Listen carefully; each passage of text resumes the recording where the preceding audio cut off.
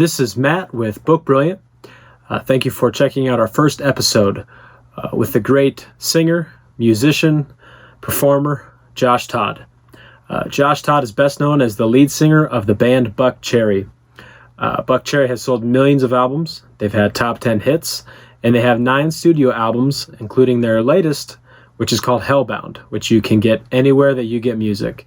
They're also on tour right now, which has been slightly interrupted due to COVID, but they will be back on tour. On their website, buckcherry.com, you can get all of the tour information if you'd like to see them, and I highly recommend it. Now, Josh Todd has also had a solo career with Josh Todd and the Conflict, and he had a solo group called Spray Gun War. I'm a huge fan of Josh Todd. Grew up listening to his music, grew up watching him, which we kind of talk about later on. He's a great guy. We were both kind of just chilling out and talking about books and talking about things that we found interesting. It was a fun time, and I hope you enjoyed as much as I did.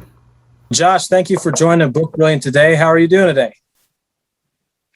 I'm good, man. I'm just at home. A couple of our guys, I don't know if you saw on our socials, but got COVID while we were out on the road, and they're already negative.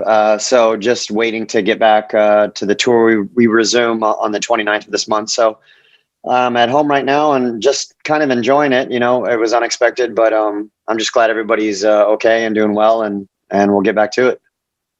That's good. Did you get COVID by chance? I did not, no. And you never. We've all been vaccinated. We've all been vaccinated. Some of us got different vaccinations. I don't know if that had anything to do with it, but I had Moderna. Those two guys that got it had Johnson & Johnson, but the vaccines did exactly what they were supposed to do. They had very mild symptoms for probably 6 days, and that was it. And they tested negative. So I'm really grateful for that. Yeah, I worked at a Budweiser wholesaler throughout 2020, and I was in the public all the time, and I got it at the very tail end of 2020. But luckily for my wife and I, it was very mild. So that's good. But yeah, and now you have antibodies. That's great. Yeah, and I've got the vaccine as well. So should be good here. Yeah. So I wanted to ask you. My first question is, what kind of reader are you? What kind of books do you read, and how often, and do you read on the tour? Man, I read a lot, and on tour, it's really essential for me, and I read a lot to enhance my songwriting and lyric writing, because that's what I do, and in Buckcherry and for other people as well. And but I'm a true crime fanatic, pretty much. So it's hard for me to get away from true crime. I always try and get away from it, and I'll get a book and I'll be like, okay, it was all right, but like I always want to go back to true crime. So I read a lot of true crime. Yeah, I'm fascinated with I like puzzles, so like true crime, a crime scene is like a puzzle to me, so it's very interesting. And I like the criminology side of it, how they figure something out from nothing, and it's pretty cool. Have you ever read anything by John Douglas? I have. Yeah. I read Mindhunter by him. Yes. And they made a great series show on Netflix about him. He was the first FBI profiler. And I read that book. It was an amazing book. I read it years ago, and it was really good. Yeah. So when I was 18, all I wanted to do my whole life was basically be in a band. Right. And then when I wasn't in a band, I thought, well, maybe I would want to work for the FBI. And so I had actually read all of his books. Yeah, I read all of his books, and I sent him a letter, and he's the nicest guy. He responded back with a handwritten letter. He signed the book. Yeah, the book was Law and Disorder. He signed it, and he sent a signed frame, or he sent a picture that I have framed that he signed that as well. So class act. A lot of love for that guy. Yeah. We're going to have on the show, I don't know if you've ever heard of Jack Garcia, but he infiltrated the Gambino crime family for the FBI. And so he's going to be, what's funny is I'm sitting right behind my true crime section here. But his book is Making Jack Falcone. And it's about infiltrating the Gambino crime family. Can you hold that up? I'm going to take a picture of that because I need a new book. hold that up. Well, yeah, I get that. Thank you. I'm going to hyperlink all of this, and I can also send you an email Okay, with cool. any book I recommend, because we're probably going to talk about a lot. But that book's interesting, and him and Jay Dobbins are friends, and he infiltrated the Hells Angels, and so I'm going to have both of them on at the same time. So wow, it's that's going to be a good time. Yeah.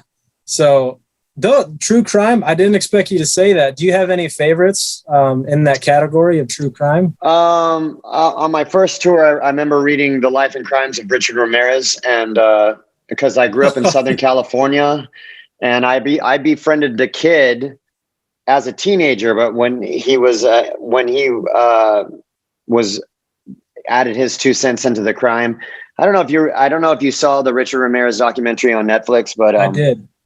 Anyways, there was a kid, and he went down to Southern California to commit some murders at one point, and there was a kid who ID'd.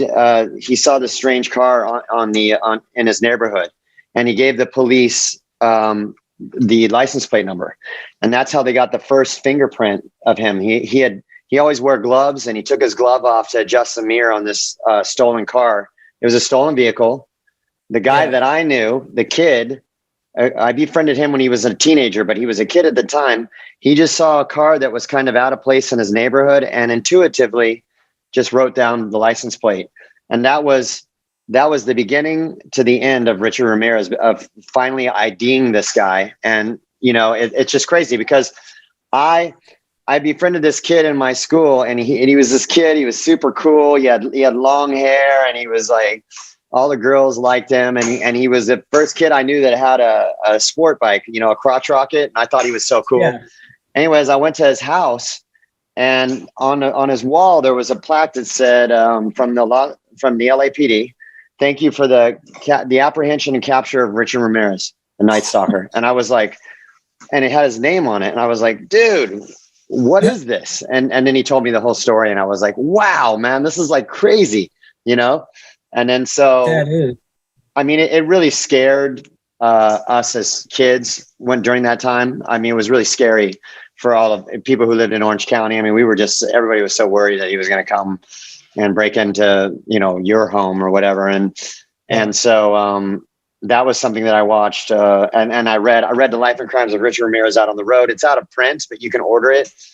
And it was great. And from that point on, I kept searching for documentaries on television about him, because it was such a crazy, he had a crazy childhood and a crazy crime spree and a crazy ending to the crime spree.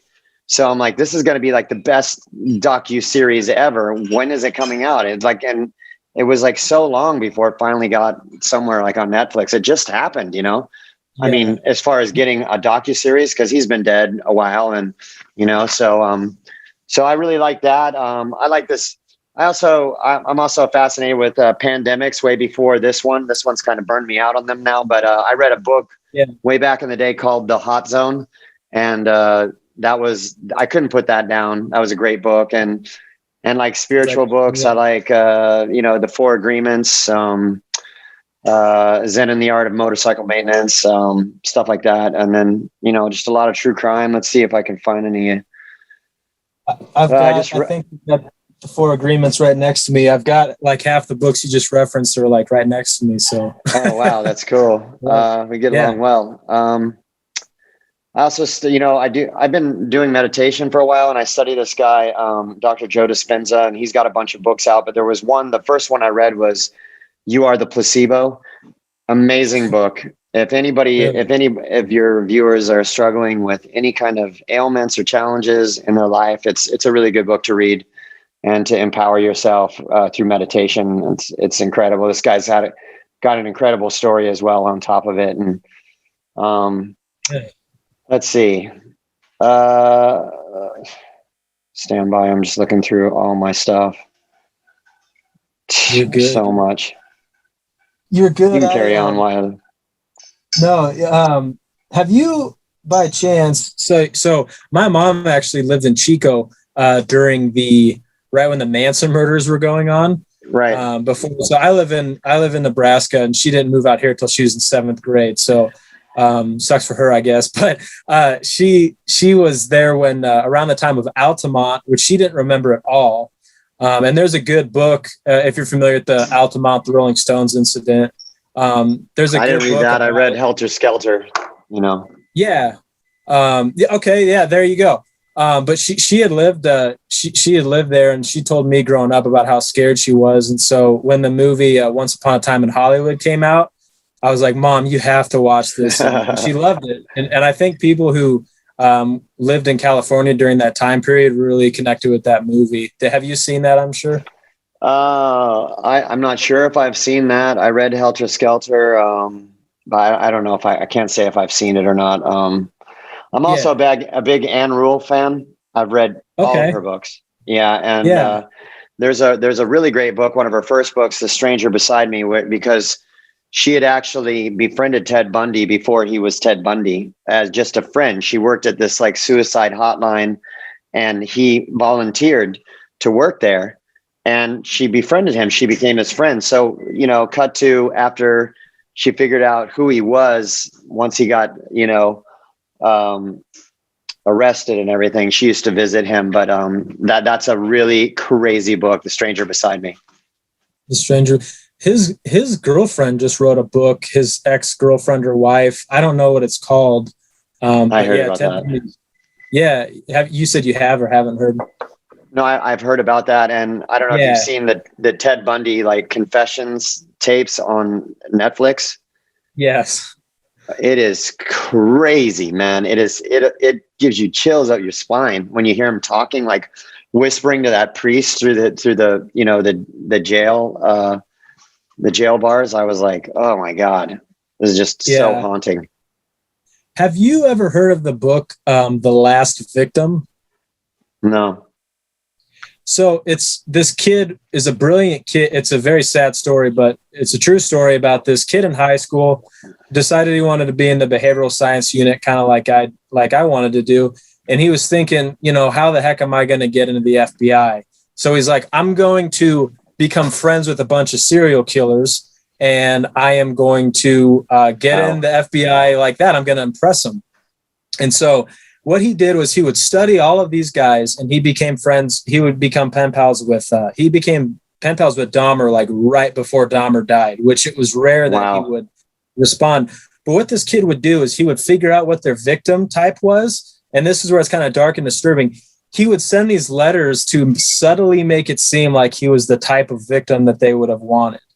And so, and then he would really just appeal to them. And he became friends with Ramirez, and all Ramirez really wanted was like porn and stuff. And so he would just kind of act like he was this cult. He was in a cult that worshiped Ramirez and had all these girls. And so he was like pen pals with Ramirez.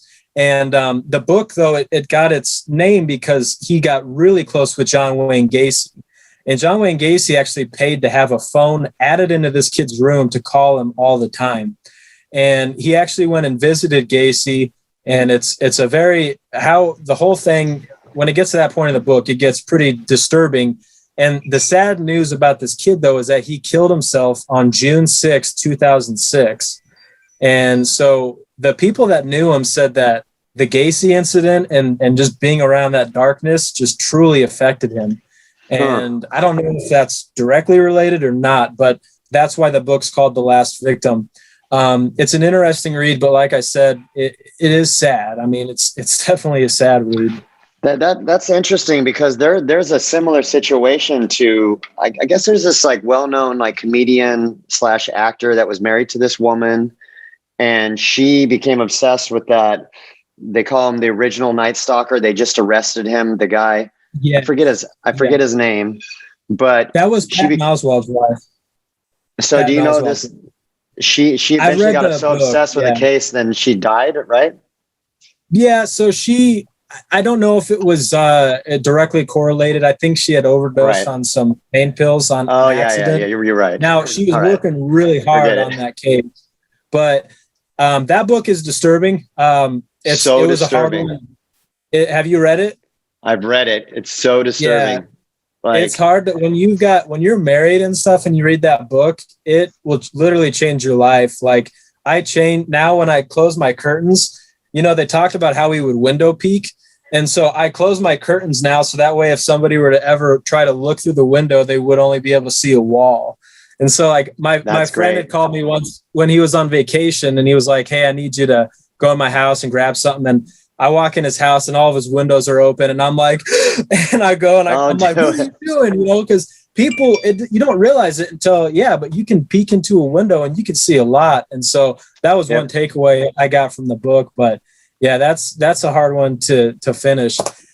He was really brave guy. Like the things he would like do, you know, just to go in and be brave enough to go in and know there's a male and a female in there and you're going to overtake them is pretty, it's pretty crazy.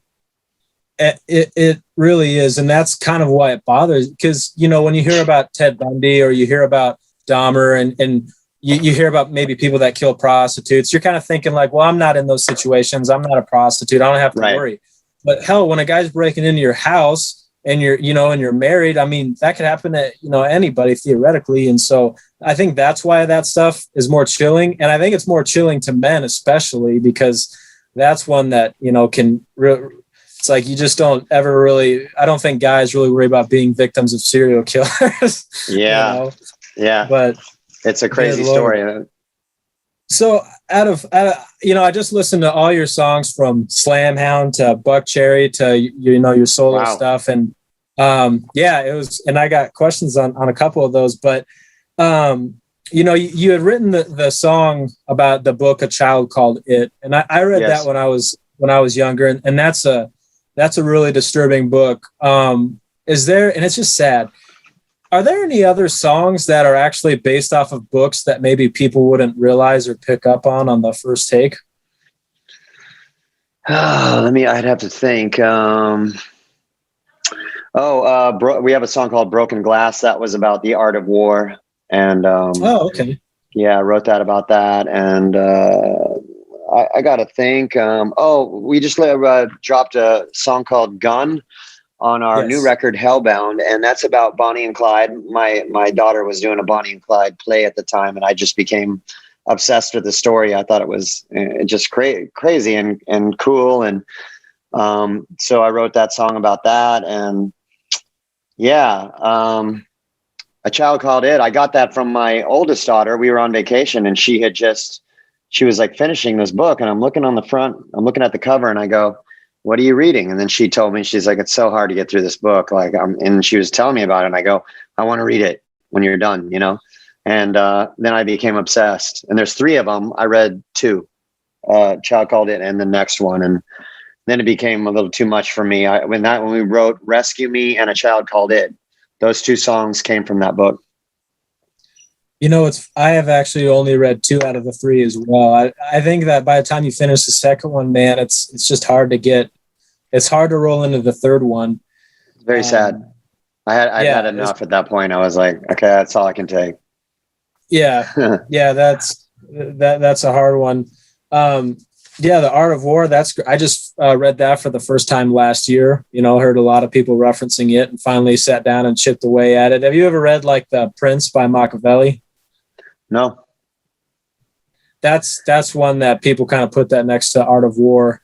I would like to get a list of all your recommendations, and then I'll just get through them, you know, because I will. I need some new books that are great. And, you know, I've really run the gamut on true crime right now, you know, so it'd be nice to find some new stuff that I haven't, you know.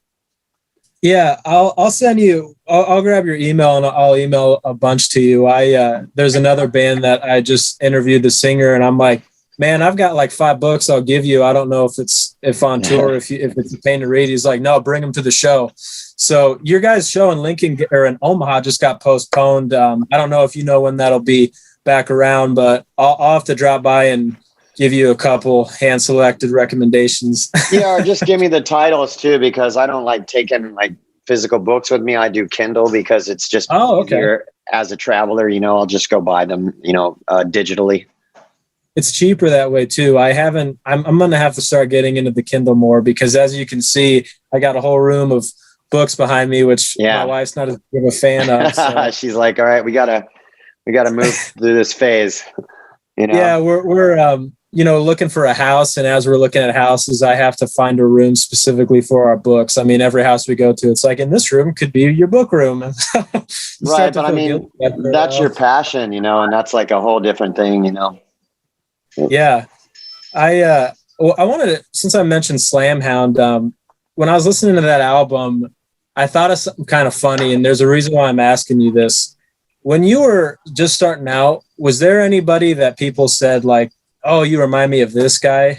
Did you ever hear that about any singers back in the day? I was very unpolished, not vocally trained. I had a lot of emotion, but not a lot of technique, and I don't know. I was filled with a lot of piss and vinegar at that time in my life. I was very young when I recorded those songs. I was 19, Yeah. I don't know. Nobody ever, they said I sounded like Bon Scott at one time, I really liked Brian Johnson. I was really into AC/DC, but I don't know I don't think I sounded like that because my whole foundation was punk rock bands, and independent punk rock records, so I had like this punk foundation, and then I started getting into rock like later on in my life. So, I don't know. It's just a weird blob of influences that make me up. The reason I ask is because I get compared to you a lot. I'm in a band, and I hear a lot of the times, people will say, cool. You kind of remind me of they'll either say Josh Todd from Buckcherry or the guy from Buckcherry, which it's a hard rock band. And you've definitely been a big influence in my life, and watched a lot of you, growing up. And I've been covering Lit Up since I was like 16 in bars. Right. So wow, cool. I thought that was kind of funny. I almost hear that every show we would play. People don't usually say the band sounds like Buckcherry. They just say that I remind them of you, I guess. So that's interesting because I'm a hard one to, I have a very unique voice. So, if you sound like me, then you must sound like me. I don't know if you listen to our album. I don't know if you would take away from that. I was thinking about that, but there must be something about playing live. My biggest influences, honestly, were Vince Neil, Axl Rose, you, and then Anthony Kiedis from Red Hot Chili Peppers. I used to watch your guys' clips growing up. So that's cool, man. That's really cool. I love Axl. He's amazing singer. Absolutely. Have you ever seen Axl DC? Axl doing AC/DC when he went out and did those shows? Did you see him sitting down with a cast on, belting out AC/DC? Amazing. It's weird. It's crazy how that's quite especially to do it sitting down with a broken leg, man. I couldn't do that. He was already like up here to me, but when I saw that, I was like, wow, man, he's the coolest to go in and the show must go on and continue to do AC/DC set with sitting in a chair is pretty amazing. Yeah. At his age too.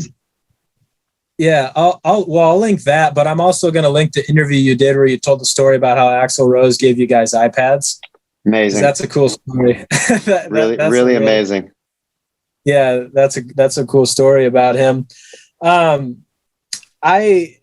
was a Dr. Music interview you did, and you had talked about bucket list items and wanting to go to Africa and maybe be around some gorillas. Have you ever read anything by like Jane Goodall or anything like that with Africa? No.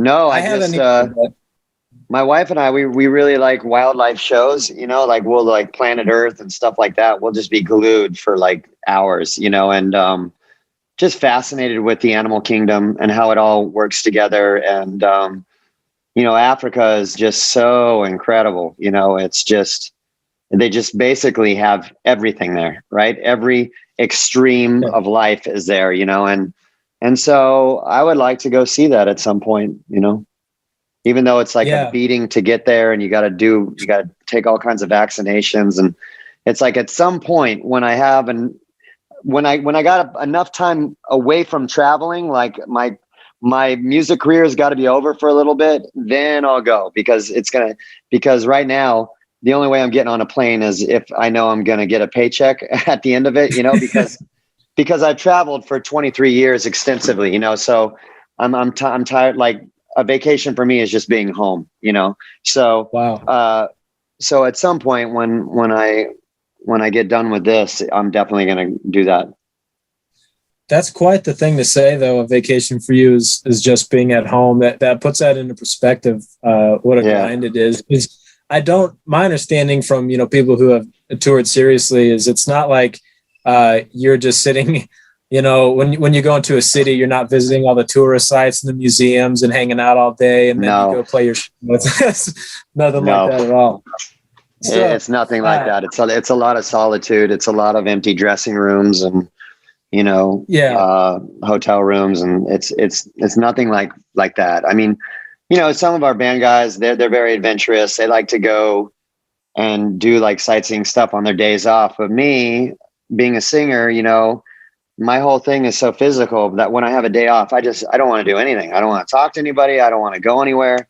I just want to relax without a show to do, to get ready for the next run of shows that week, so it's a lot different than what people think. How do you I was wondering this, what's your diet and how do you keep a diet on the road? Because I imagine that's got to be hard.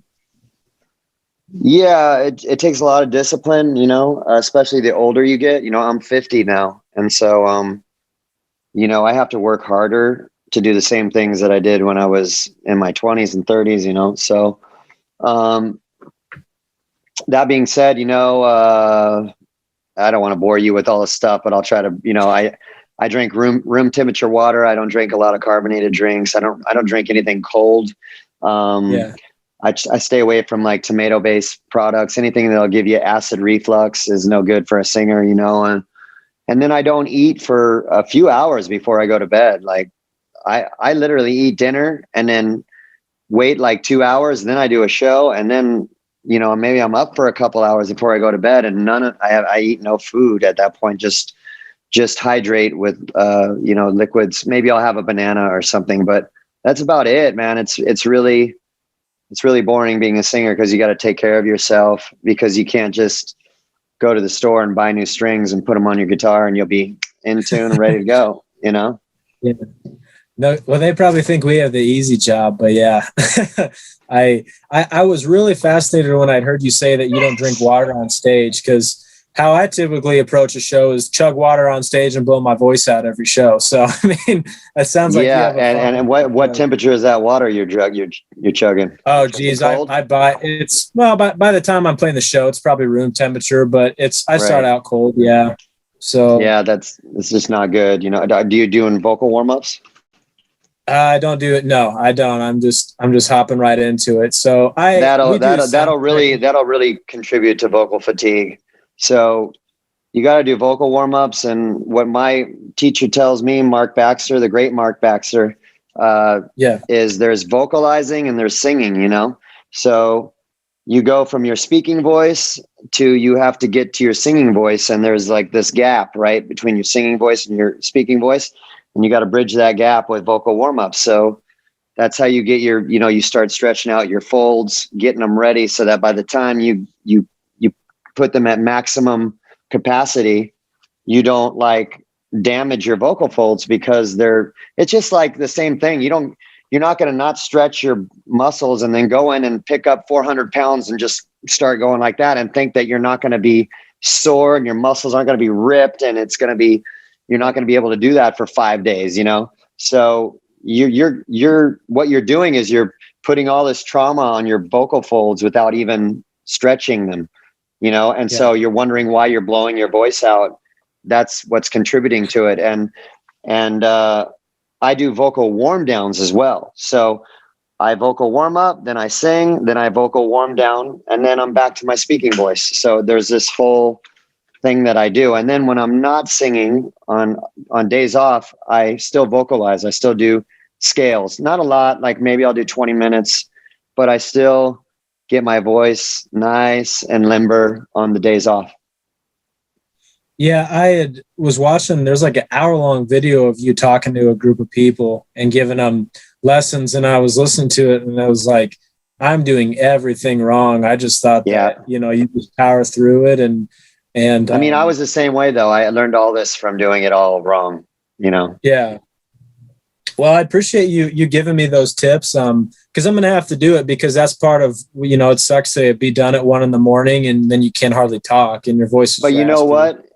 what? You're going to find that you have like more of a range than you thought you ever had, because when you vocalize, you find like you start getting to new ranges in your vocals. Like I have this falsetto that I use now, where I never had falsetto in my early days, and like, you find all this out by vocalizing a lot and start learning that it's not more air pressure, it's less air pressure to get to where you want to go. Right.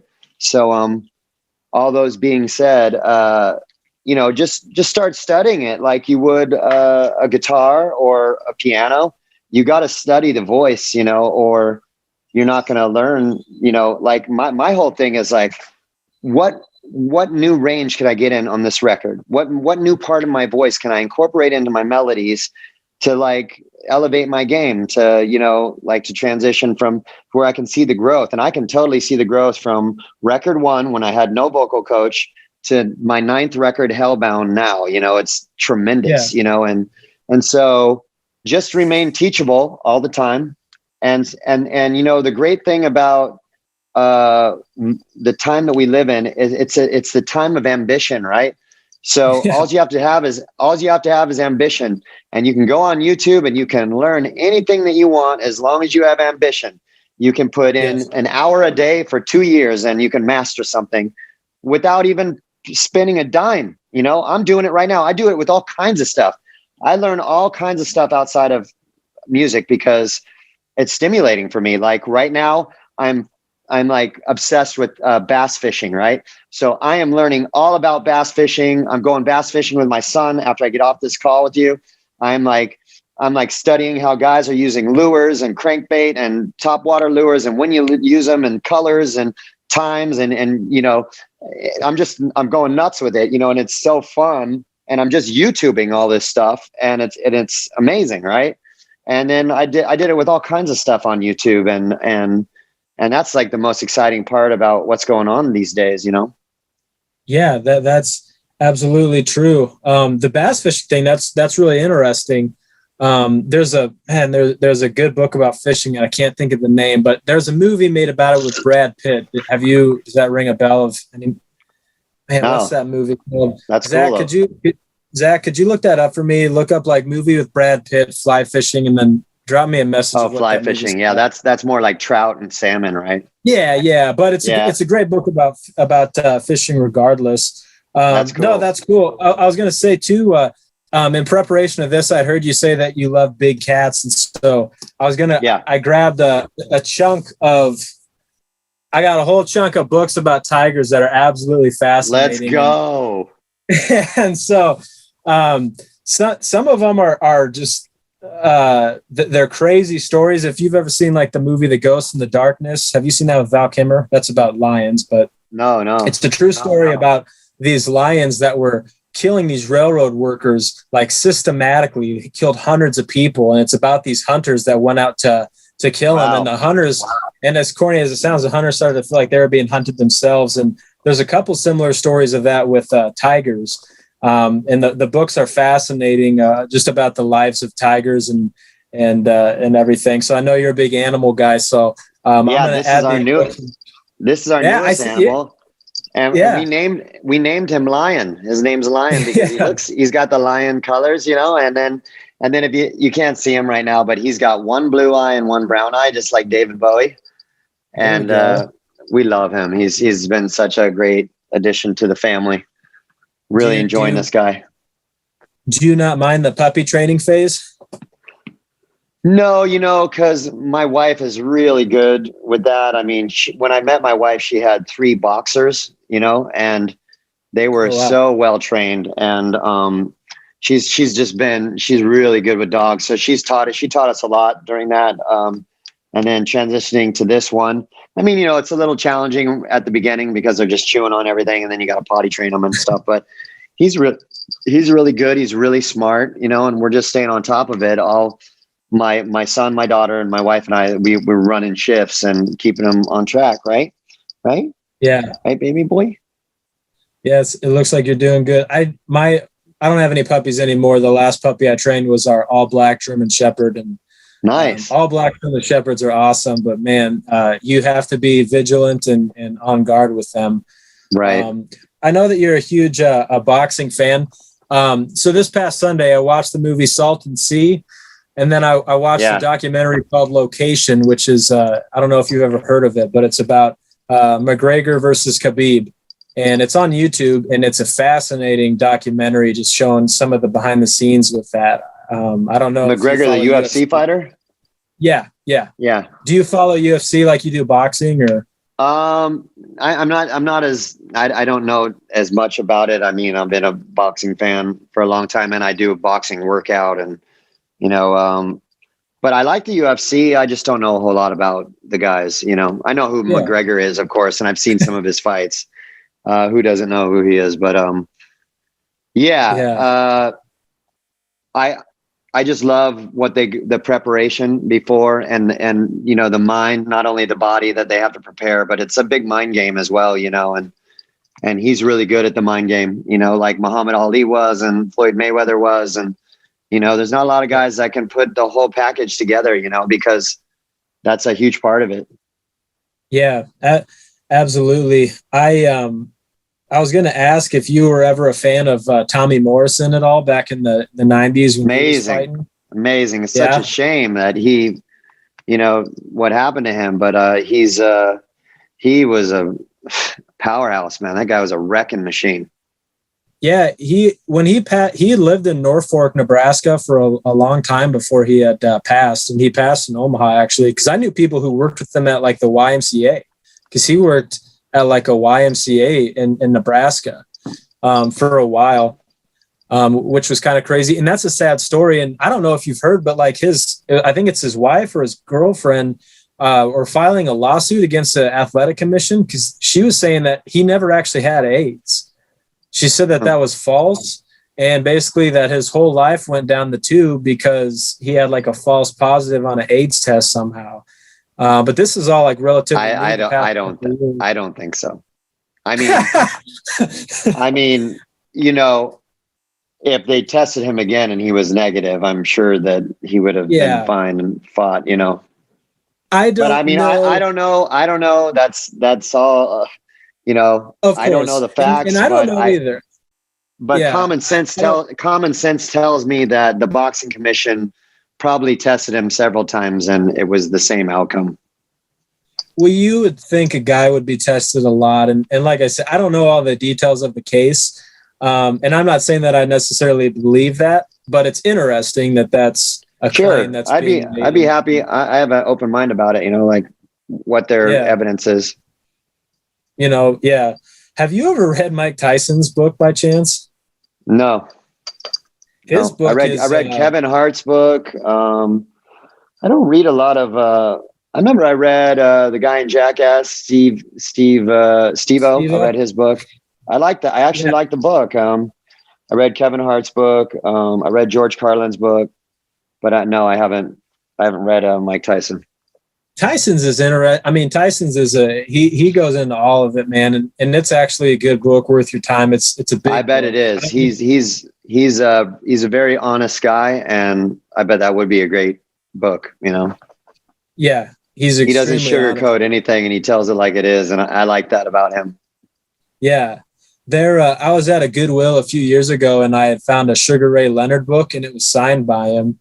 And I verified it. Like I'm looking up his signature and I'm like, there's no way that I just found a Sugar Ray Leonard book, at Goodwill. But sure enough, I did and bought it for like $2. So that was a crazy story. I had actually met Steve-O a couple years ago and I bought his book at his show and he signed it. And I was wearing a Motley Crue shirt and he's like a Motley Crue super fan. And so he was talking to me about my shirt and I had brought in a t-shirt of my band. And I was like, would you wear this shirt for a picture? And he put it on and we took the picture and he's wearing my band's shirt. And man, that made my week. He was just such a nice guy and cool about it. Man, I really admired him when I read that book. I mean, I just felt like he really hung his nuts out there and went after what he wanted to do, regardless of what you think what he's doing is whatever. I mean, I was like, wow, man, this dude really put in the time.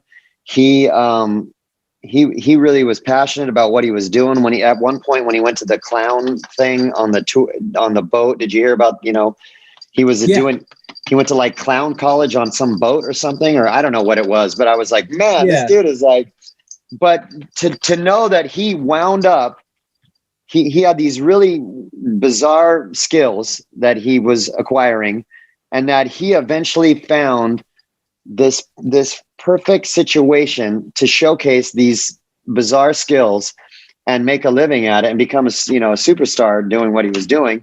I was just like, this is so incredible. It's a really cool story, because I don't like reading music stories because I live it and it's just not interesting to me, So I like reading about, stand-up comedians and their type of journeys, because it's interesting, because it's a different thing than what I've done my whole life, Yeah, I love getting the perspectives of anybody who's a master of their craft.